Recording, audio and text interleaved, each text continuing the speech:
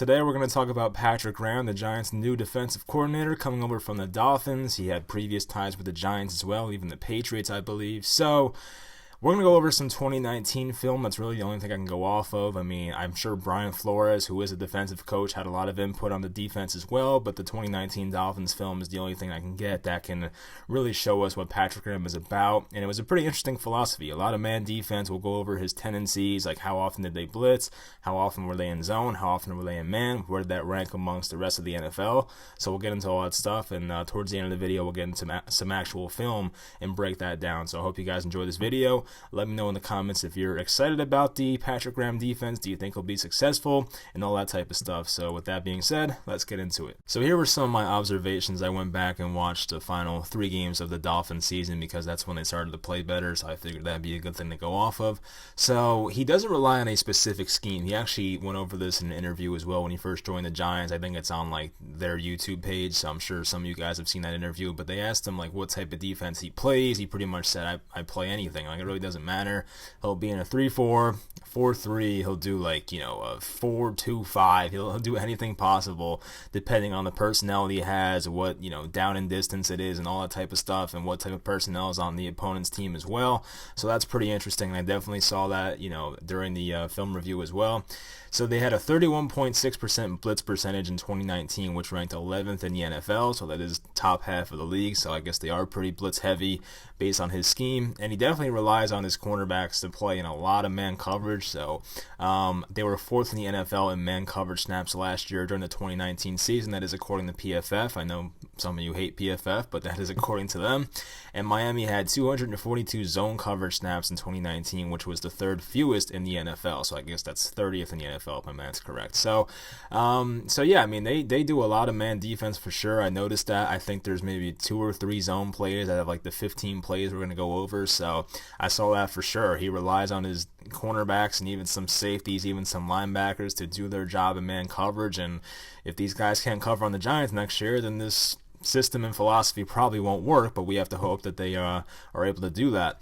So he will try to confuse the opponent for sure. There are definitely some looks where it kind of looks like it's going to be like a cover 3 and then turns into man, and then vice versa, stuff like that. He'll send some pretty exotic blitzes where you'll have like 2 cornerbacks from each side blitzing, and like you'll drop some defensive linemen back. Like it's pretty interesting stuff. So he will definitely confuse some opponents. There was a play against Eli Manning last year where he threw an interception where he was definitely fooled, and that's a 16-17-year veteran right there who's seen everything, so that was pretty impressive.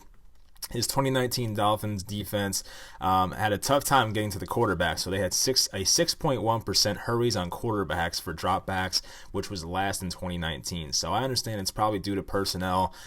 I can only think of Christian Wilkins. I know they have Avery Moss, the former Giant, there as well. So the Miami Dolphins did not have a premier pass rusher last year for sure, so I can't really blame Patrick Graham for that specifically, but just keep that in mind. I mean, they had a tough time getting pressure there for sure.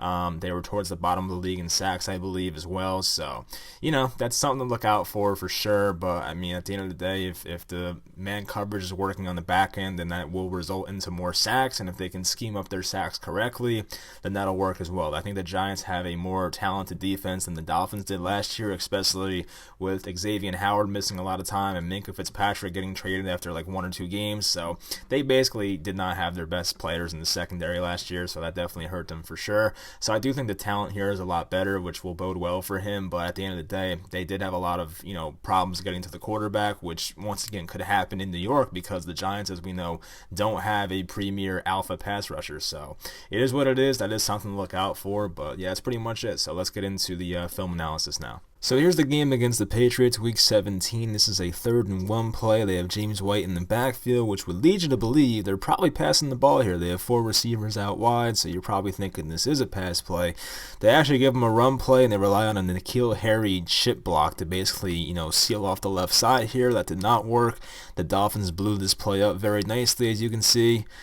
Nice job there, and then the weak side defensive tackle basically makes that stop. So really nice job right there by this defense, and we could see it from this angle, which tells the story. I think this is N'Keal Harry, number 15. I know it's not Chris Hogan. He definitely left last year, so they basically rely on his block here. But number 43, this looks like gets out here, stops James White in his tracks, and he has to retreat to this right side where it looks like there's a hole, but I don't know if it was this defensive tackle or this defensive lineman that was defensive tackle. It looks like that makes the stop. So a nice job there by the Dolphins defense on this 3rd and 1 run play. And as I said before, it definitely looked like it was set up for a pass based off the personnel, so they did a good job reacting to that. So here we have a 1st and 10, and you can tell by like the pre-snap motion here by Philip Dorsett, it looks like that they are in man coverage, and the cornerbacks are asked to do a lot on this play. They basically have to stay with their man for about 3.5, 4 seconds, which is a pretty decent amount of time. There really wasn't much of a pass rush. I mean, we can look here, I think from the right tackle spot, maybe there was some pressure. We can see there from, I don't know if that's a defensive tackle, defensive end, but Brady has enough time to make a throw here. This should have been converted for sure, but the throw was a bit high for Dorsett. And we'll watch from this angle right here, so we can see it's probably man defense from here. They have a lot of guys near the line of scrimmage that are in 2-point stances. It looks like a lot of linebackers here. So you see what happens. So there's only like 3 guys that are actually rushing the passer, so it's only 1, 2, 3 right here. And then basically everyone else is in man coverage or just drops back in the zone. And Brady has enough time to make this throw. Unfortunately for him, it was just a bit high. So he had to rely on his corners to make this play happen. And, luckily for them, the throw was, too high, and they did not convert on that play. Talking about confusing your opponent. So it looks like they're sending, I don't know what number this is, I don't know if it's a 14 or something like that, but they're sending him in motion, and there's a man that follows him right here, number 22 it looks like. So based on that, Tom Brady probably thinks this is man coverage, but it turns into more of like a cover 3 it looks like. So we'll see what happens on this play. It actually turns into a pick 6 from Eric Rowe, who I think is right here, who looks like he's playing on like a linebacker spot, honestly. But he undercuts this, pass for Edelman and takes it for 6. A nice play by the former Patriot. I'm sure that felt nice. But we'll try and look at it from this angle here. So when you see the pre-snap motion, you're probably thinking, and it is number 14. I don't even know who that is, honestly. But so they basically, they pretty much think this is man coverage. And Tom Brady probably thinks the same thing. And at this point, probably confused because he had this, open for a second on a high throw. But really nothing else was open. You can see Edelman breaking out here towards the flat, so I guess that was one option. But Rowe is watching Brady's eyes. This is his zone coverage now, so it is easy to read the quarterback's eyes, and Rowe just undercuts it. I guess Brady, in hindsight, probably should have went for the shorter route to Michelle or White, whichever running back that is, but unfortunately for him, it was intercepted. So based on the pre-snap look, they did a good job at disguising this play and making it look like it was man. Then it turns into zone. It confuses the quarterback, and then here we have a pick 6 that goes for Eric Rowe. So a really nice play there and a play design by Patrick Graham, if that was indeed him, and a nice job by Eric Rowe on making that pick 6 happen. Here we have a 2nd and 11, and actually number 14 is Mohamed Sanu, so that's my fault. I remember him being number 12, so that kind of threw me off. I thought it was Jacoby Myers, that rookie, but no, it was Mohamed 11 play right here. It's going to be man-to-man coverage here, and it looks like he had Rex Burkhead underneath for a gain. I know it was a 2nd and 11, so I don't know if he wanted a short gain here, but you see Burkhead, the middle is open right here, but the only thing that Brady was looking at really was a deep pass to the left, and it looked like his man had a step, but there are 2 safeties, covering each half of the field, so that's a bit of a risky throw if he made it, and Brady kind of thinks twice about it, and he tries to go for the shorter route to Edelman, but a nice job right there by whoever's in coverage right there to make that play on Edelman. We'll watch that route one more time. So here's Edelman, looks like he's going to cut towards the middle of the field, then breaks back out. And nice coverage right there. Does not allow much separation at all. The pass falls incomplete. So Brady really had thoughts about going deep on this play. That did not happen. He had all the time in the world to throw this ball, really. There was only 3 guys pass rushing. It looked like there was like 5 blockers on this play, if I looked at it correctly. So 1, 2, 3, 4, 5. So there's 5 blockers for 3 guys. So the Patriots offensive line definitely had their way here for sure. Brady has all the time in the world, but the coverage on the back end was really good on this play. So that basically made the incompletion happen.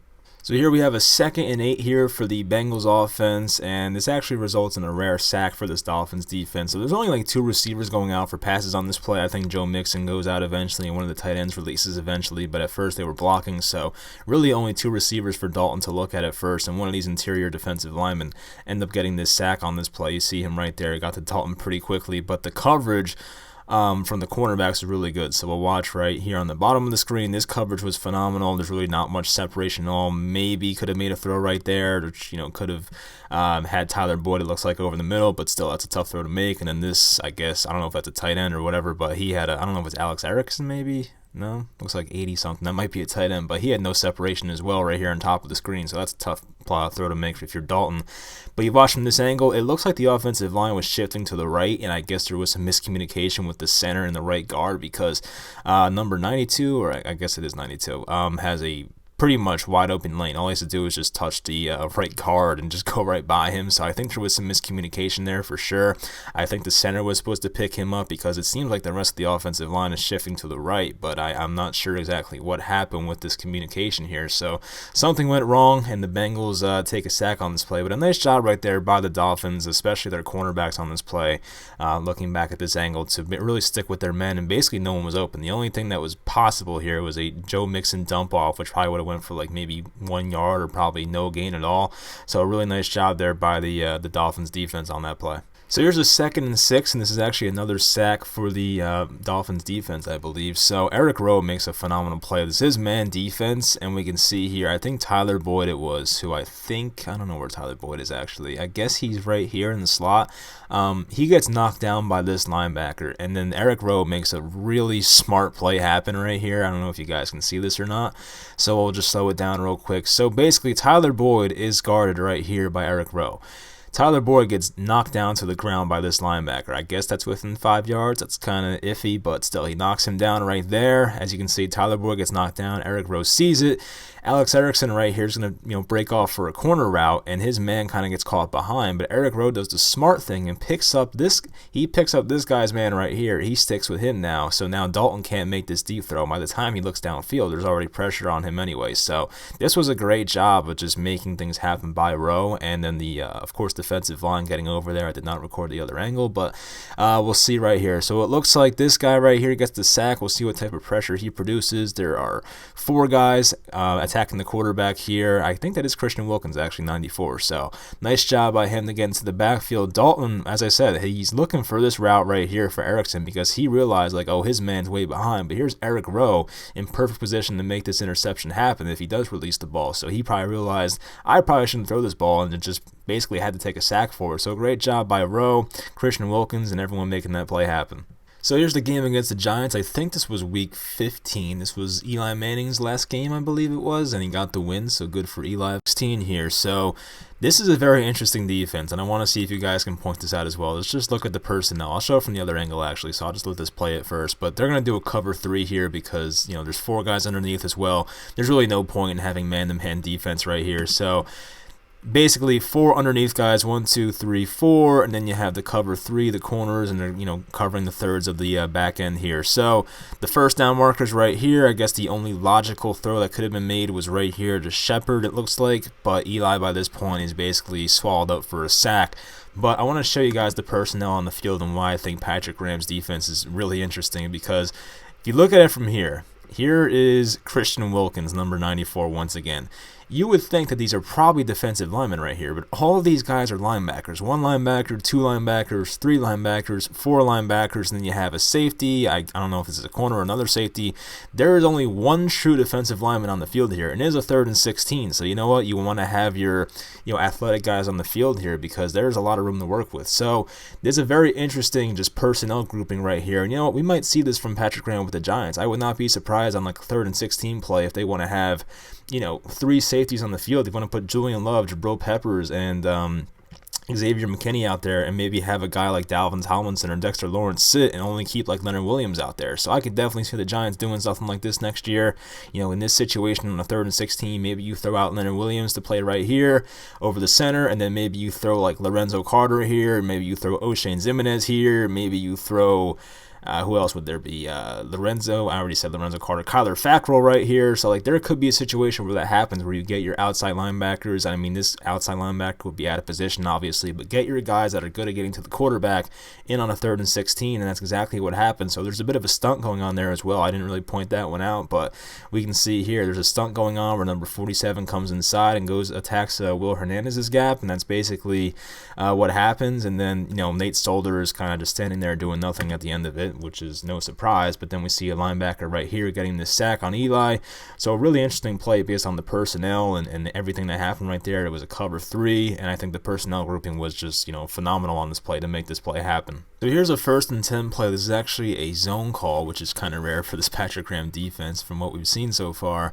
But I'm not really a fan of this because there's 2 seam routes going on. I think the one seam is from right here, Caden Smith, and the other, I don't know if that's Tate or Shepard. I don't know which one that is. But there's 2 seam routes going on, and you can see by this point he's open. He's about to be open, which is where Eli goes with the ball, and there's only one high safety. So this is kind of a tough play for this defense to handle, because if you're running 2 seam routes, there's no way that one safety can cover this route and this route. You cannot cover this amount of ground from one person. Eli Manning does the right thing. I mean, he could have went here, obviously, but he goes to Caden Smith for a completion, so a smart throw by him. They gain a lot of yards on this play, so I was not a big fan of what was going on with that defense, because, if they do run 2 seam routes, then, you're pretty much screwed, and one guy's bound to be open. So there wasn't a crazy amount of pass rush going on here, so there were some underneath guys, obviously. They tried to send 4 guys at the quarterback, but the offensive line for the Giants did a pretty good job. Will Hernandez did give up some pressure there, but Eli makes a good throw, and yeah, I mean, it's a gain of like 20-something yards. So, from this perspective, I was not a fan of it. They actually has a 4-3 look, so I mean, as I said before, he will throw everything at you, 4-3, 3-4, basically any type of look. And as I said before, these seam routes, either one of them is going to be open, so it's just a defense that I was not really a fan of, and one safety cannot guard both of those guys. So here is a 3rd and 5 now, big 3rd down situation. So they're going to go in man defense here, and there's going to be 5 receivers for the Giants on this play. So if you include Caden Smith, you have Saquon out here, slot receiver here, outside receiver there, and then Caden Smith. So 5 receivers on this play. Eli Manning is basically by himself right here. So man coverage, linebacker against Saquon is probably the matchup you want to go for. They go for a quick slant route that was, broken up, incomplete. So really, there was some good matchups on the field right here for the Giants, but they try to go for this quick slant route to who is that? Oh, Golden Tate. I guess the throw was a bit too far behind him. We'll try and see from this angle. And there's, it's an interesting lineup. I mean, there's no one over here that's in a 3-point stance in front of any of these linemen. So it's kind of interesting how this defense works. And the only guy really in a traditional 3-point stance is Christian Wilkins, I believe, once again. But you have a lot of linebackers here and 2-point stances that are just, you don't know if they're going to blitz or if they're going to back up in the coverage, and they send 2 of them. I think this one backs up as well. Yes, they do. They back up in the coverage. So there's just a lot of things going on with this defense that'll disguise looks and make things look like they're happening but not actually happen. So I think this is a throw that could have been converted for sure. I'm sure Daniel Jones would have laid this one out a bit better. See, if he lays it out here in front of him, it's probably a completion. But yeah, it's a bit behind them. Cornerback gets his hand on the ball, makes a nice play. So yeah, I mean, this was a 5 receivers out here. You're trusting everyone in man coverage for sure. There's not much separation. I think in hindsight they probably would have went here into the slot. I don't know which receiver this was. Can't even tell, honestly, a little blurry. But yeah, so really no one was really that open outside of this route right here. But I think Saquon saw it as well. Actually, I think he was pointing to him. He sees it right here. So Saquon saw it.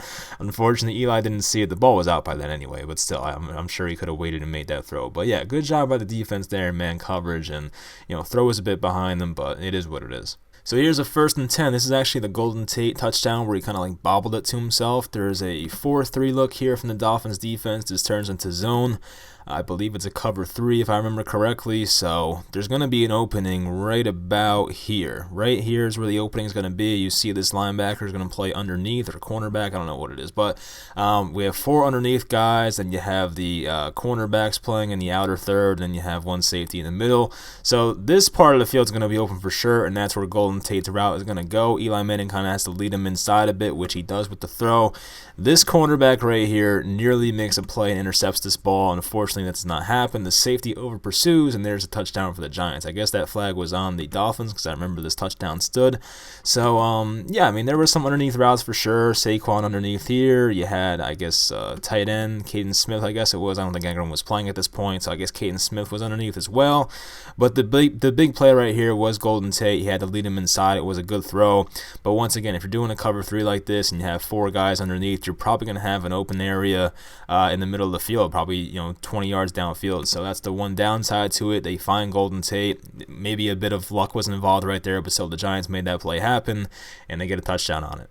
So this was an interesting play and a good disguise once again. So pre-snap, it does look like man defense. You have a bunch of corners that look like they're about to press, but then they really put cornerbacks on the blitz. There's one on the bottom here and then one in the slot. So these guys blitz, and then they get picked up by, I think right here, this man picks up his man, and I think he picks up his man, but it's not man defense. It actually turns into zone. So this was actually very confusing. Eli Manning throws it right to a Dolphins linebacker. So my thinking on this was probably Eli probably believes this is man defense, and he probably thinks that this man is going to stay with Caden Smith. So he probably thinks that this area of the field will be open. You see this one cornerback blitzing, but it turns into a zone defense, and then basically he stays in this one spot, lets Caden Smith go, and by the time Eli is wanting to throw, which is right now, it is unfortunately an interception. So he tries to lead Sterling Shepard into the spot, but it turns into zone defense, and there's an interception. So you're probably wondering during the game, why the hell did Eli Manning throw this ball? But based on the looks, it looked like it was man defense for sure. So I understand why this happened. It looks like once again that this linebacker, I don't know where this player thing went. Oh, here it is. So looks like this linebacker here is with Caden Smith and man, but it turns into a zone. So that's kind of why Eli made this terrible decision and threw the ball right to him. So, that's basically a great play by the defense, a great disguise once again. As I said, they got to get, sacks in an exotic way. And if you have to send 2 corner blitzes on it, 1 slot, 1 outside, then so be it. And if you have other guys in the back end that can make up for the coverage being this man and this man, then it works. And that's a play that confuses, once again, a quarterback that's been around the block. So a great play by Patrick Graham and the Dolphins defense there. So here's a 3rd and 1 play, and this looks like an all-out run. It kind of reminds me of the first play where we thought it was an all-out pass because, the Patriots had James White, 4 receivers in. You thought it was a pass. Well, here the Giants have 6 offensive linemen, and then they have Elijah Penny. They have Caden Smith on the line as well. There's only 1 outside receiver.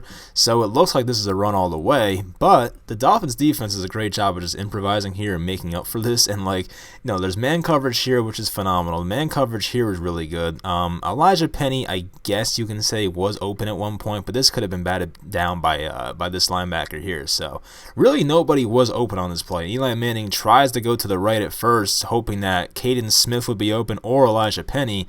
So that was his first read. Those guys aren't open, so he kind of pump fakes there, then looks back towards the middle of the field and goes, okay, well, we have an opening right here, but this linebacker makes a phenomenal play and just keeps drifting back in the coverage and makes the interception. So that's a great job by the Dolphins defense because, me watching this game, I thought it was an all-out run for sure, but the Giants go with the passing play, and that's typical Pat Shurmur. I mean, it's a 3rd and 1 play, and you can see Shurmur right here was kind of yelling at Eli Manning, hey, what the hell are you doing on this play? But they probably should have ran this ball in hindsight. It's 3rd and 1. You got the best running back in the league. I figured you might as well run the ball, but they want to try and confuse the Dolphins, but it ends up backfiring, and the linebacker right there makes a great play, and the man coverage was great on this play, and that's exactly what happened. So it's unfortunate for the Giants, but they probably should have done the smart thing and just ran the ball in the first place.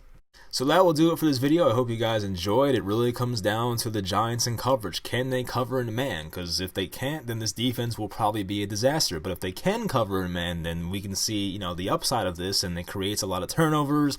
They can get a lot of sacks in interesting ways. So I'm hoping that, these cornerbacks, whether it's James Bradbury or Darnay Holmes or maybe DeAndre Baker, Julian Love, can these guys cover in man? Can the safeties cover in man? Can Jabril Peppers and Xavier McKinney do a really good job in man coverage? If they can do that, I think this defense will be fine next year. If they can't do it in man coverage, then it might be a rough year. And if you guys, keep up with ESPN, they actually ranked the Giants defense or projected them to be 31st in the NFL this year. So not really high regards for this Giants defense heading into the season, but, as I said, if they can do man coverage correctly and just play it at a high level, then they'll be fine. But if they can't cover in man, this defense is going to work. I hate to break it to you. So it really comes down to that. We'll see if Patrick Graham sticks to what he did in 2019 or if we see a lot of different things. But a lot of this defense was interesting. There's a lot of different looks and stuff that confuses defenses and different personnel groups where there was one defensive lineman on the field on the 3rd and 16 and stuff like that. So that stuff was really cool to me. And I like how they're going to change their defense and their looks based on their opponent in just a week-to-week thing. So I like that a lot. And hopefully it works. So once again, let me know in the comments, do you think this Patrick Graham experiment will be successful or will it fail? We'll see. Will it be James Betcher once again? I don't know. We'll have to find out. Hopefully there's enough talent on the field to make this system work, and if there is, then it'll end up being a great hire. So we'll see what happens. But thanks for watching. I hope you guys enjoyed, and I'll talk to you next time.